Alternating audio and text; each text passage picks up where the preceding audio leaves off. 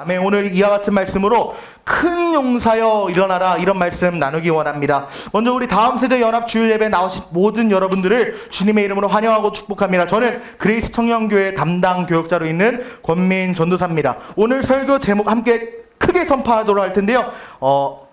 정말 크게 해야 됩니다. 크게 안 하면 다시 할 거예요. 제가 선창하면 따라하겠습니다. 큰 용사여. 더 목소리 낼 수 있을 거예요. 다시 한번 해볼게요. 큰 용사여. 일어나라. 오늘 하나님께서 이와 같이 저희에게 말씀해 주신 줄 믿습니다. 여러분 혹시 이런 적 있으십니까? 뭐 학교가 됐든 직장이 됐든 친구에게 가든 내가 새 운동화 또는 새 옷 같은 거를 치장하고 나갔어요. 왜 치장하고 나가요? 내가 오늘 그치, 자랑하기 위해서 내가 지금 무신사에서 1등하는 옷을 기깔맞게 샀으니까 나 좀 보고 야, 좀 부러워해봐. 나 이런 사람이야 하고 우리가 치장하면서 가잖아요. 근데 그때 내가 뭐 직장 동료가 될 수도 있고 학교 친구가 될 수도 있는데 내 운동화, 내 신발, 내 옷을 보고 한마디를 합니다. 야, 그거 유행진한 거 아니야? 라고 말하면 그때 내 자랑거리였던 것이 한순간에 무너지죠.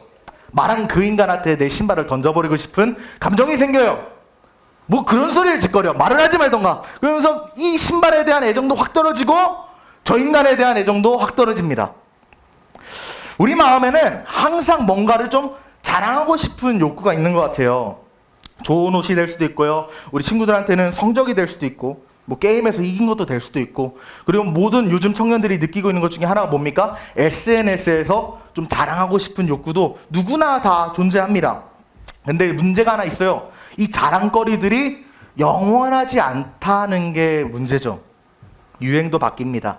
성적도 한번 삐끗하면 내가 1등 했다가 뭐 2, 3등 할 수도 있고, 공부 조금만 안 해도 1학년 때 공부 잘했다가 공부 쭉 안 하면 3학년 때 떡락해버리죠. 한 번에 그냥 끝나는 거예요. 한 번 실망하고 낙심하고 계속 이거를 우리가 맞이하게 되는데, 오늘 우리가 읽었던 시편의 기자 다윗도 사실은 별반 다르지 않았어요. 우리가 다윗 하면 성경에 나온 인물이니까 위대하지 않을까? 거룩하지 않을까? 성스러운 인물 아니야? 라고 생각하지만 다윗도 한 인간으로서 우리의 삶과 별반 다르지 않았습니다. 왜 그러냐? 왕이었던 다윗이, 우리가 청년분들은 제가 몇 번 설교해서 나눠서 알 거예요. 아들이었던 누구? 압살롬이라는 아들놈이 반역을 해가지고 쿠데타를 이뤄가지고 도망을 치는 신세가 됐어요. 다윗은 모든 것을 한순간에 다 잃어버렸어요. 자기의 자랑을 다 잃어버렸다고요. 그래서 사람들이 야, 하나님도 너 버렸어 라고 비웃을 정도로 처량한 신세가 됐습니다. 그럼에도 불구하고 다윗은 오늘 시편에서 하나님을 향한 신뢰를 고백하는데, 어떻게 하나님을 향한 신뢰를 고백할 수 있는가? 다 잃어버린 상황에서도 하나님을 향해 내가 주님을 믿습니다라고 어떻게 고백할 수 있는가에 대해서 함께 나누길 원합니다. 오늘 우리가 읽은 시편 3편을 보면 다윗이 하나님께 다음과 같이 여쭤봐요. 오늘 우리가 개역개정을 읽었는데 좀 더 쉽고 정확하게 번역한 새번역 성경을 읽으면 뭐라고 나오냐? 우리 함께 읽겠습니다. 시작. 주님, 나를 대적하는 자들이 어찌 이렇게도 많습니까? 나를 치려고 일어서는 자들이 어찌 이렇게도 많습니까? 나를 빗대어 하나님도 너를 돕지 않는다 하고 빈정대는 자들이 어찌 이렇게 많습니까? 왜 다윗이 하나님께 이런 질문을 하는가를 알기 위해서는 우리가 당시 상황을 좀 살펴봐야 돼요. 우리 혹시 성경 있으신 분들은 한번 성경 펼쳐볼까요? 시편 3편 한번 펼쳐보세요. 한번 펼쳐보시면 시편 3편에 소제목이 하나 적혀 있을 거예요. 컬러로. 소제목 뭐라고 적혀 있습니까? 모든 성경이 다 똑같을 텐데 제가 읽는 성경이랑 여러분이랑 똑같으니까 제가 읽는 성경 한번 말씀드릴게요. 제가 읽는 성경에서 뭐라고 적혀 있냐면, 다윗이 그의 아들 압살롬을 피할 때 지은 시다, 이렇게 나와 있어요.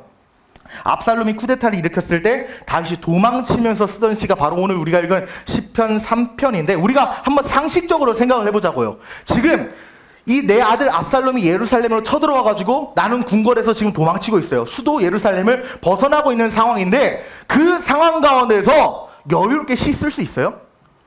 여유롭게 하나님한테 질문할 수 있어요? 저는 그러지 못할 것 같아요. 하나님께 기도할 여유도 없고 그냥 어떻게든 압살롬의 군대가 뒤쫓아오는 거를 따돌리기 위해서라도 정신없이 도망치지 하나님께 질문할 여유가 없었을 것 같아요. 그런데 왜 그럼에도 불구하고 다윗이 오늘 하나님께 이와 같은 질문을 했는가? 나를 대적하는 자가 어찌 이렇게 많습니까? 이렇게 왜 질문했는가? 우리는 이것을 통해서 야, 다윗이 당황했구나라는 사실을 알 수 있죠. 왜 당황했을까? 우리가 상황을 좀 더 깊게 들어가 보겠습니다. 당시 상황을 더 명확하게 드러내는 성경 구절은 사무엘하에 있어요. 사무엘을 보면 당시 상황을 좀 더 명확하게 볼 수 있는데 어떻게 나오냐면 당시 다윗은 여러 여인을 맞이한 상태였어요. 오늘날 남편이 하나 있고 와이프가 2명, 3명 있으면 정상이에요? 비정상이에요?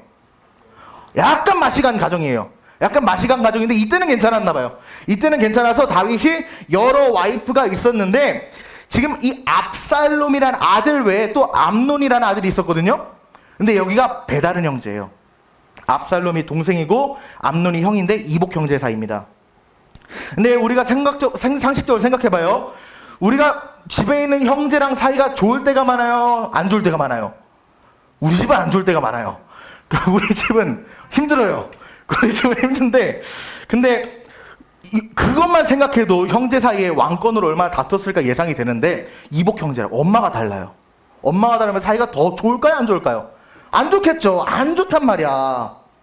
사이가 안 좋아요. 멀었단 말이에요. 친형제보다 못한 사이. 태생적으로 가까워지기 힘든데 그런데 암논이 한 가지 일을 벌립니다. 어떤 일을 벌이냐? 이 압살롬의 친여동생 다말이라는 여자가 있었는데 이 암논이 미쳤나 봐요. 갑자기 이 다말이라는 여자한테 야, 오빠가 좀 과자 좀 먹게 비스켓 몇 개 좀 갖고 와봐 하고 자기 침실에 비스켓 갖고 오라 시켜요. 그런데 갑자기 나는 비스켓 가지러 갔는데 문을 닫아. 그리고 분위기가 갑자기 야시시해.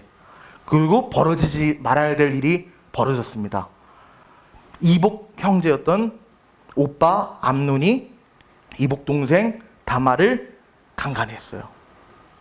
그럼 이 상황에서 원래도 사이가 그렇게 껄끄러웠던 압살롬, 다말의 오빠였던 압살롬과 암논의 관계가 좋았을까 안 좋았을까요? 안 좋았겠죠. 아니 자기 여동생을 강간했어요.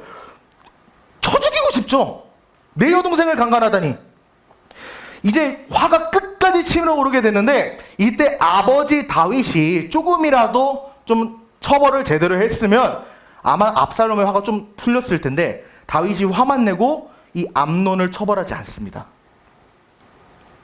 이제 아버지에게 불만을 품게 되는 압살롬의 모습이에요. 이로부터 2년이 지난 후에 압살롬이 복수를 이제 계략합니다. 어떻게든 이 암논 저놈을 죽이기 위해서 계략을 펼치는데 어떻게 계략을 펼쳤냐면 파티를 해요. 이 예루살렘에서 멀리 떨어진 곳에서 파티를 열고 자기 형제들, 이 왕자들을 다 이 파티로 초청합니다.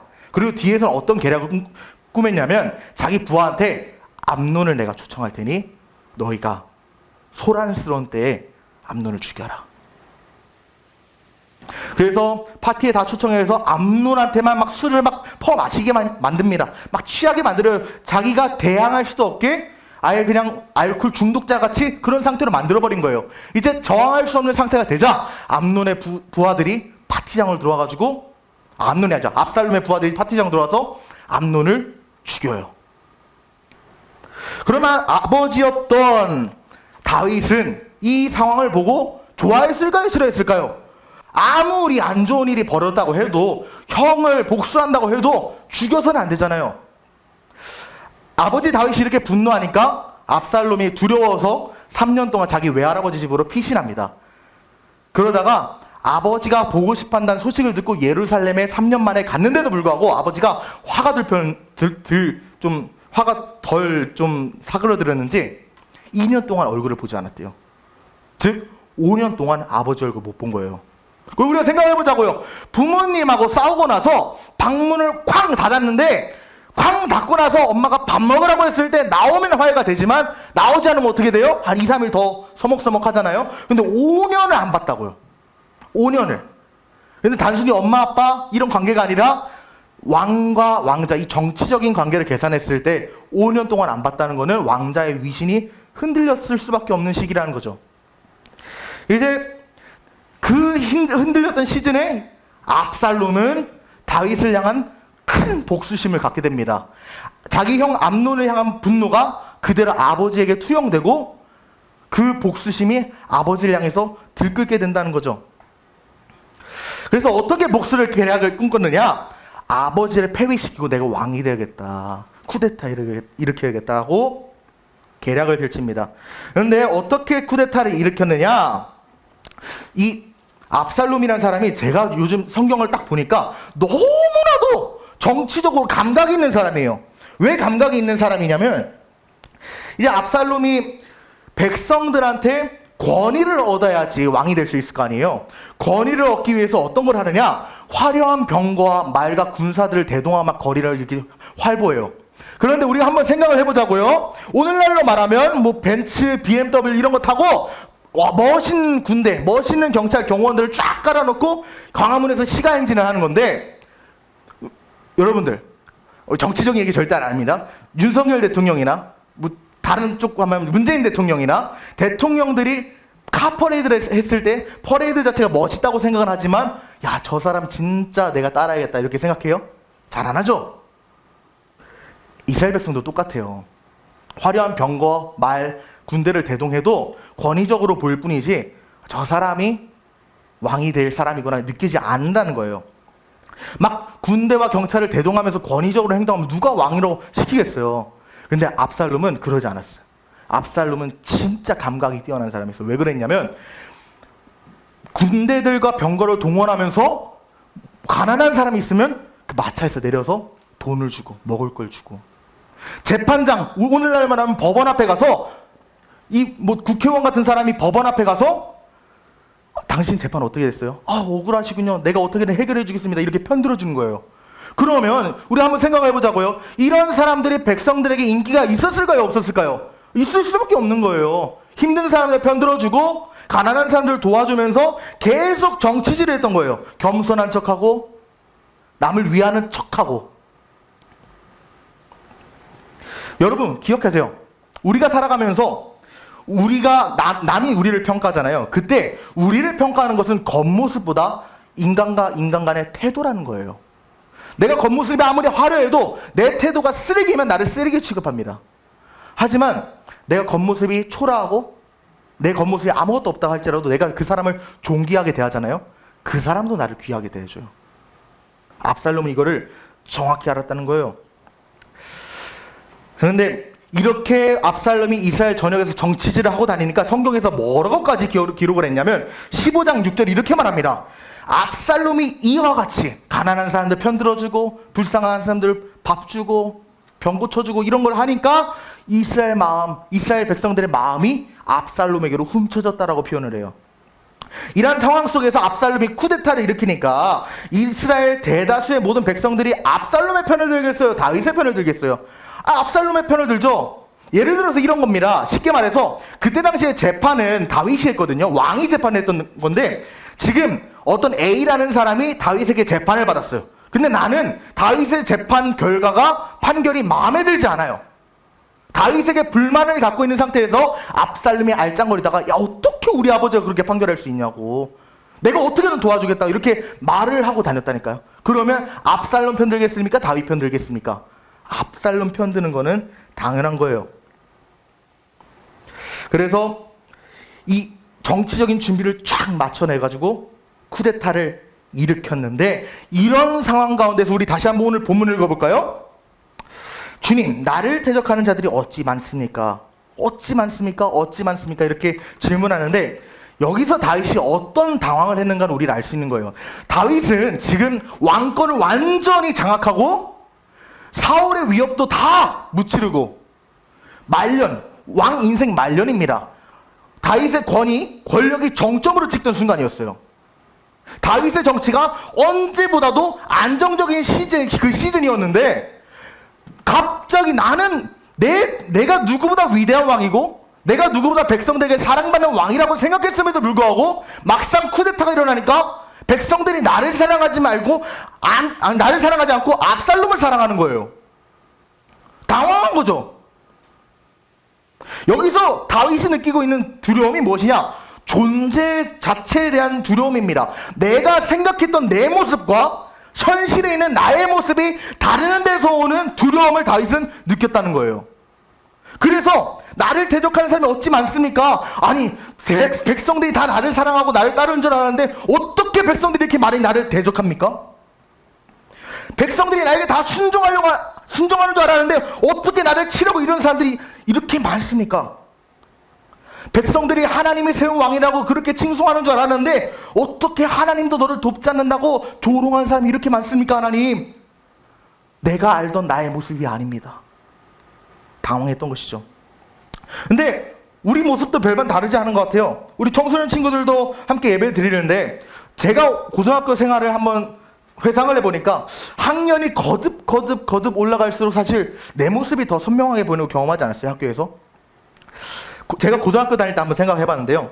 고등학교 1학년 때 목표하던 학교, 그때는 무슨 자신감, 근거 없는 자신감인지 모르겠는데 나는 저 학교 갈 수 있어. 아이 껌이지. 이랬다가 2학년 되고 3학년 되니까 야, 난 대학교는 갈 수 있을까?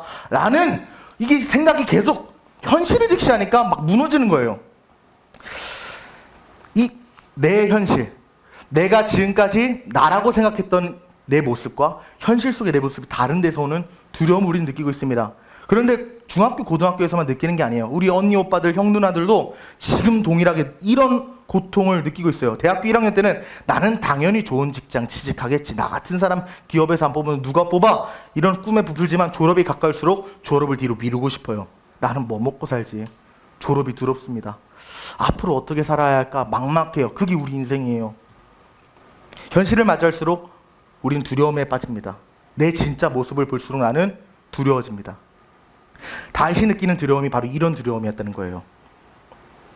이렇게 두려움 가운데 사로잡히는 다윗이 어떻게 이를 극복했는가가 바로 3, 4절입니다. 야훼여, 주는 나의 방패시요 나의 영광이시요 나의 머리를 드시는 분입니다. 내가 나의 목소리로 하나님께 부르짖었는데 그의 성사에서 응답하시는도다. 여기서 우리가 알 수 있는 것은 우리 함께 믿음으로 고백하고 선포하겠습니다. 나의 방패 되시는 하나님, 나의 방패 되시는 하나님.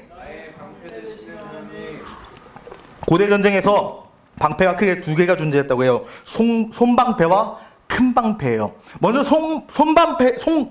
발음이 안 되네. 손방패에 대해서 보겠습니다. 손방패가 이게 뭐냐면 여기에 차고 막 싸우는 건데 쉽게 생각하면 우리 어벤져스 보면 캡틴 아메리카 나오잖아요. 걔가 들고 있는 게 손방패예요. 이 동그란 거를 여기 차가지고 한쪽으로는 칼로 싸우고 한쪽으로는 남의 칼을 막는 역할이 손방패인데 큰 방패는 어떤 거냐면 바로 이런 거예요. 요새화되는 거.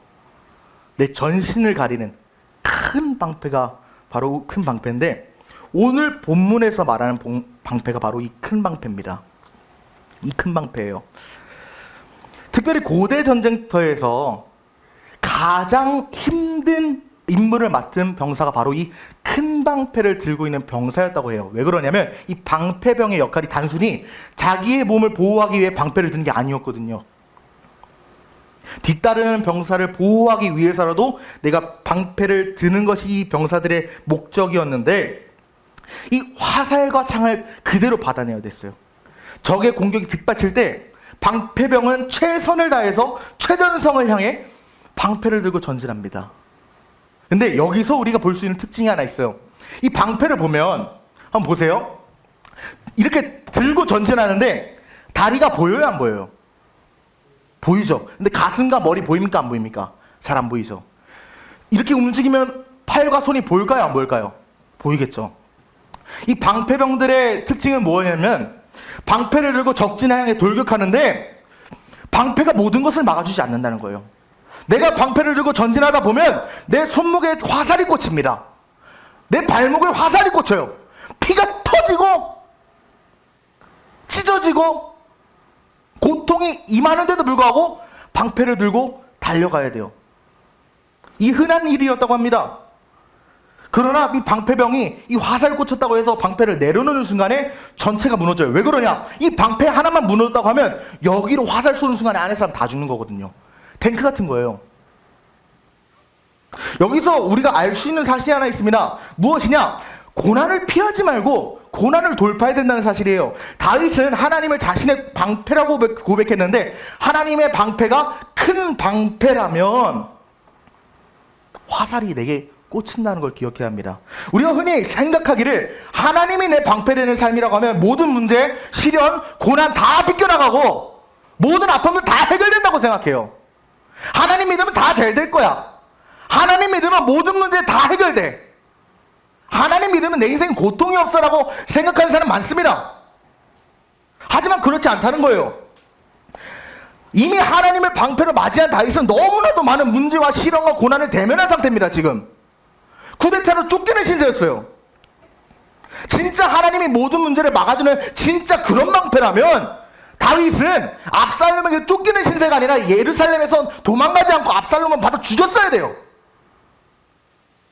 그런데 그 다윗은 하나님의 방패를 맞이했음에도 불구하고 도망쳤다는 거예요. 여기를 통해서 우리가 알 수 있는 사실이 뭐냐?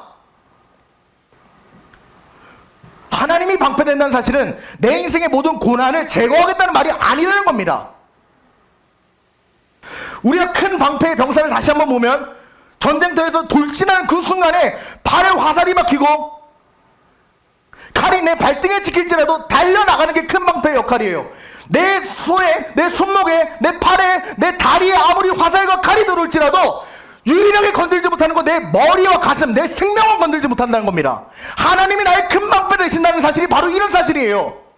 내 인생에 고난이 찾아옵니다. 내 환경을 흔들어요. 내 상황을 흔들어요. 내 인간관계가 깨져요. 그럼에도 불구하고 하나님의 방패는 내 인생은 무엇이냐? 문제가 찾아올지라도 나는 결코 죽지 않는다. 내 인간관계 꼬였을지라도 나는 절대로 실패하지 않는다. 나 실패했을지라도 하나님은 결코 나를 버리지 않는다는 사실이 바로 하나님이 방패된 인생이라는 겁니다. 여러분 명심하십시오. 고난은 우리가 피할 수 없는 현실입니다. 방패가 있다고 해서 모든 공격이 멈추는 것이 아니에요. 방패가 있으면 오히려 공격은 더 옵니다. 나를 죽이기 위해서 원수의 불화살은 방패를 향해 더 와요. 방패는 전쟁에서 적의 화살을 어느 정도 막아줄 수 있지만 전투의 항복판에 뛰어들 때 내 다리가 찢기고 팔에 화살이 꽂힙니다. 고통과 상처는 피할 수 없는 현실이에요. 그럼에도 불구하고 방패가 내 가슴과 머리를 지킨다는 것, 나의 영혼은 하나님께서 끝까지 책임지시고 붙든다는 사실입니다. 하나님이 방패된 인생, 고난이 없는 인생이 아니라 그 고난 가운데서도 다시금 살 힘과 능력과 생명을 주신다는 그런 사실이에요. 잠언 24장 16절은 그래서 이렇게 말하죠. 의인이 넘어지지 않는 인생이 아니라 의인은 7번 넘어질 수 있다. 하지만 의인은 7번 넘어질지라도 다시 일어나는 게 의인의 인생이다. 여러분, 하나님을 믿는다고 해서 모든 문제 사라지나요? 아니요. 예수님을 믿는다고 해서 평탄한 꽃길만 임하나요? 그렇지 않습니다. 하나님을 방패 삼는 인생도 고난과 시련을 겪을 수 있어요. 문제로 인해 내 마음 찢길 수 있어요. 눈물 흘리고 환경이 흔들릴 수 있습니다. 그럼에도 불구하고 하나님이 주시는 복은 뭐냐? 우리가 넘어지지 않는 삶이 아니라 넘어질 때마다 아예 엎드려지지 않고 다시 일어날 힘을 주신다는 거예요. 그러므로 여러분 지금 삶의 고난 가운데 있습니까? 여러분의 삶이 고비를 만났습니까? 그때 고백하십시오. 나에게 찾아온 고난과 고비가 힘들지만 이 또한 지나간다. 나는 절대로 무너지지 않는다. 왜? 하나님이 나의 방패 되시기 때문에 내 머리와 내 가슴은 주가 지키신다. 내 발에는 피가 흐르고 내 발에도 피가 흐를지라도 내 머리와 가슴은 하나님께서 온전히 지키신다는 사실을 믿어야 한다는 겁니다. 나는 실패하지 않는다. 무너지지 않는다. 방패 되신 하나님이 나와 함께 하시기 때문에 나는 영원히 산다. 고백하십시오. 그런데 제가 사역을 하면서 우리 교회뿐만이 아니라 많은 공동체에서 경험을 했는데요. 때로 원수의 불화살이 무섭다고 해서 내 팔에 화살이 꽂혔다고 해서 이 방패를 내려놓는 사람들을 저는 간혹 봤어요. 아니 하나님 믿는데 왜 이런 일이 일어나? 하나님 믿는데 왜 내 고난이 찾아오고 신앙을 버리는 경우를 봤습니다. 하지만 여러분 기억하십시오. 내가 잠시 느끼는 아픔과 어려움으로 하나님을 향한 신뢰가 무너졌다고 해서 방패를 내려놓으면 안 돼요. 방패 내려놓으면 다 죽습니다. 내가 신뢰를 잃어버리고 내가 두려울수록 방패 대신 하나님을 더 붙들어야 돼요. 방패 내려놓는 순간에 이 부대가 다 전멸하는 것처럼 우리 인생은 하나님이 떠나는 순간에 망합니다. 내 머리와 가슴을 향해 원수가 화살을 쏘고 칼을 찍을 거예요. 하나님은 우리에게 방패가 되시는데 절대로 놓치지 말라고 말씀하십니다. 그리고 한 가지 또 명하시는 사실이 있어요. 뭐냐? 방패 단순히 웅크려 숨지도 말라고 말씀하십니다. 우리가 화살이 이렇게 치닫았을 때 이만한 방패가 있다고 생각해 보자고요. 여러분은 이 방패를 들고 나갈래요? 아니면 여기서 움츠리고 있을래요? 제가 진짜 전쟁터에 있다면 움츠리고 쫄아 있을 것 같은데요. 그러지 말라는 거예요. 사령관이 방패병으로 하여금 돌격! 돌격 앞으로! 이렇게 말하는 것은 방패병을 죽이기 위한 명령이 아닙니다.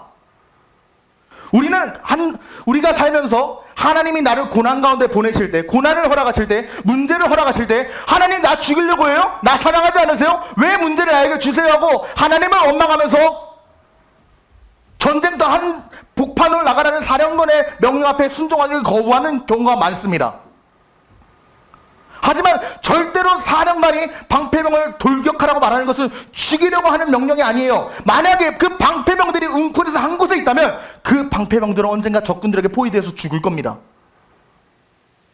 하나님이 여러분을 향한 문제 앞으로 돌진하라 하는 것은 고난을 주기 위함이 아니라 고난을 돌파하고 오히려 우리를 살리기 위함이라는 것을 기억하십시오. 겁내지 말고 돌진하십시오. 돌파하십시오. 사령관 되신 하나님께서 우리에게 말씀하십니다. 문제 앞에선 큰 용사야, 일어나라. 돌격하라. 바다가 눈앞을 가로막고 있습니까? 두려워 떨지 말고 바다를 밟아야지 그 바다가 갈라집니다. 기적은 믿음의 발걸음에서 일어난다는 사실을 기억하십시오. 하나님은 한 번도 우리에게 고난을 회피하는 방법을 알려주신 적이 없어요. 구약과 신약에서 하나님은 한 번도 고난을 피하라고 말씀하신 적이 없습니다. 고난을 극복하고 돌파라고 말씀하셨어요. 여러분 앞에 문제가 있습니까? 피하지 마십시오. 방패를 들고 전진하십시오. 그때 우리는 무엇을 체험하게 되는가? 나의 영광이 돼서 내 머리를 드신 하나님을 우리는 알게 됩니다. 우리의 믿음이 치열한 싸움 속에서 하나님을 만나게 된다는 사실이에요. 제가 늘 말씀드리지만 제가 청년들한테 늘 말하지만 평안할 때 하나님 절대로 찾지 않아요. 등 따시고 배부르면 죄짓지 하나님 찾지 않습니다. 내가 고난과 결여, 아픔이 찾아올 때 눈물 속에서 치열하게 전쟁하고 있을 때 우리는 하나님을 찾아요. 그럼에도 나를 버리지 않고 하나님이 나와 함께 하셨구나 사실을 그때 또 발견하게 됩니다. 내가 세상에 빠져서 하나님을 버리고 하나님을 바라보지 않는 그 순간까지도 하나님이 함께 하셨구나는 사실을 그 고난의 상황 가운데서 우리는 발견하게 된다는 거예요. 다윗은 수치를 당해 모든 영광과 명예가 땅에 떨어지는 수치를 맛봤습니다. 모든 부귀영화도 다 잃었습니다. 그럼에도 불구하고 하나님이 나를 떠나지 않는구나는 사실을 믿고 신뢰했어요. 절망으로 인해 다윗의 고개가 숙여졌지만 하나님이 그 고개를 들게 하셨다는 거예요. 수치와 절망에서 영광으로 인도하신다는 겁니다. 다윗은 이렇게 고난을 극복했습니다. 문제를 피하지 않고 문제 앞으로 돌진하고 돌격하고 돌파하여서 그 문제 한가운데에서 나를 도우시는 하나님을 만났다는 거예요. 그때 문제를 극복할 때 우리는 어떤 변화가 일어나게 됩니까? 6절에서 7절입니다. 천만인이 나를 에워싸 진친다 할지어도 나는 두려워하지 않습니다. 야훼여 일어나소서. 나의 하나님이여 나를 구원하소서. 주께서 나의 모든 원수의 뺨을 치시며 악인의 일을 꺾으셨나이다. 하나님 안에서 이제 담대함이 생긴다는 거예요. 옳게면 와라. 압살롬의 군대 지금 수십만이 나를 지금 쫓겨오고 있다는 소식을 들었는데 수십만이 아니라 수천만이 될지라도 나에게 와봐라. 방패 대신 하나님이 내게 있기 때문에 나는 절대 무너지지 않는다는 담대함을 얻었습니다. 그리고 하나님 앞에 나를 도우신다는 그 담대함으로 간청하죠. 주께서 나의 모든 원수의 뺨을 치시며 악인의 일을 꺾으실 것이다. 원어로 보면 어떤 말이냐? 원수의 턱주가리를 아예 찢어 뭉개 꺾어버린다. 원수의 턱주가리 주둥아리를 찢어버리시는 하나님이라고 다윗은 고백했어요. 하나님이 함께 하신다는 겁니다. 하지만 저는 알아요. 제가 이렇게 말씀을 선포했음에도 불구하고 이러한 말씀을 들었을 때 동의하지 못하는 사람이 있다고 저는 분명히 확신합니다. 왜 그러냐? 다윗은 다윗이고 나같이 무능하고 믿음 없는 자에게 어떻게 역사하시겠어? 하나님이 나를 어떻게 사용해? 하고 말씀에 대한 믿음이 없는 사람 분명히 있을 거라고 생각합니다. 그럼에도 불구하고 저는 다시금 여러분에게 이렇게 선포합니다. 큰 용사여 일어나십시오.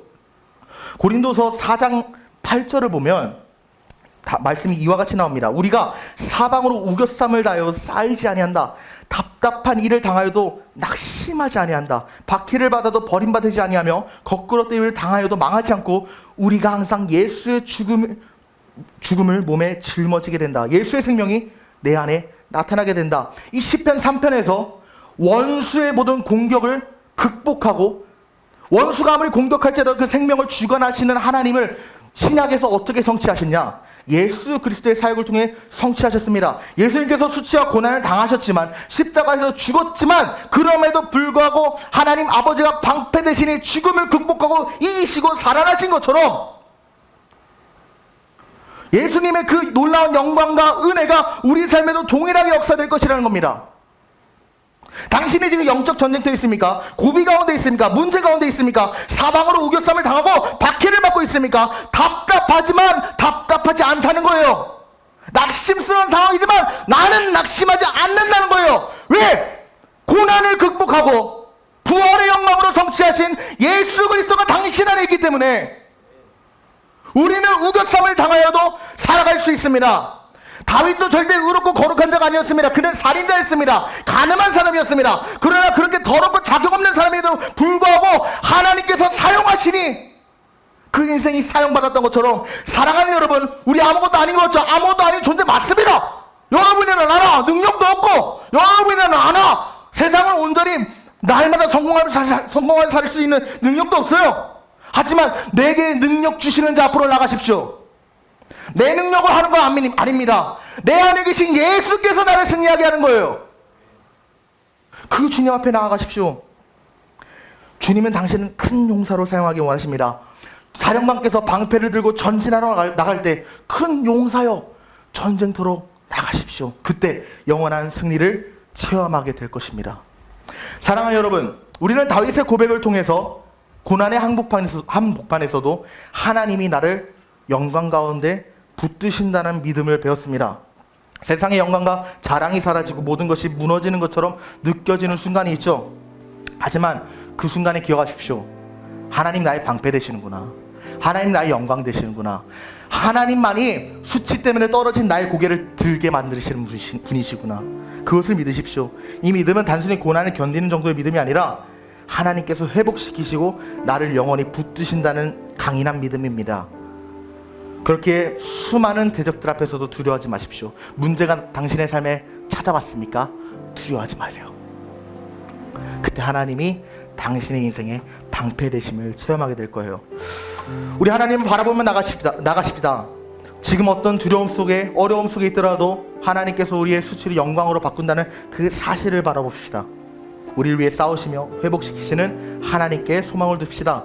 하나님께서 우리의 인생에 구원과 복을 허락하시고 세상의 성공이나 실패가 아니라 세상의 실패와 고난 속에 있을지라도 나를 끝까지 붙드신다는 그 믿음으로 우리 한 주를 살아갑시다. 우리 마지막으로 불렀던 찬양 함께 부르고 함께 기도하기 원하는데요. 우리 아무것도 두려워 말라 함께 찬양하고 함께 기도하도록 하겠습니다. 방송실에서 불 꺼주시면 감사하겠습니다. 우리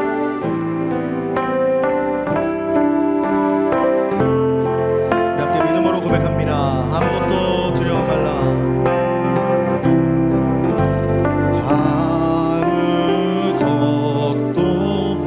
주님이 당신을 지키십니다. 주 나의 하나님이 지켜주시네. 놀라지 마라. 겁내지 마라. 주님 나를 지켜주시. 다시 한번 고백합니다. 아무것도 두려워 말라.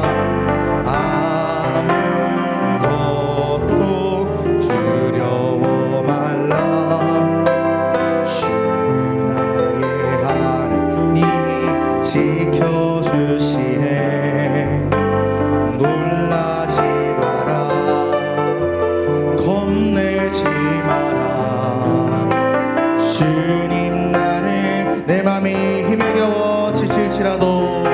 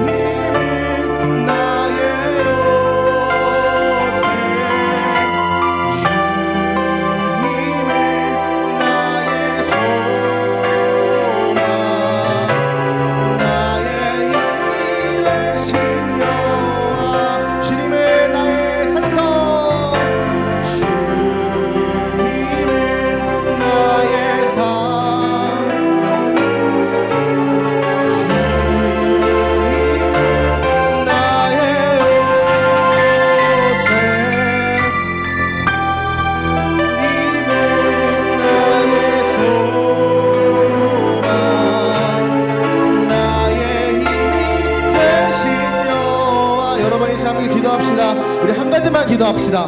여러분들, 우리가 다 나누지는 못했지만 여러분들 각자의 삶에 문제들이 있을 거 아니에요? 근데 그 문제 가운데서 기억하십시오.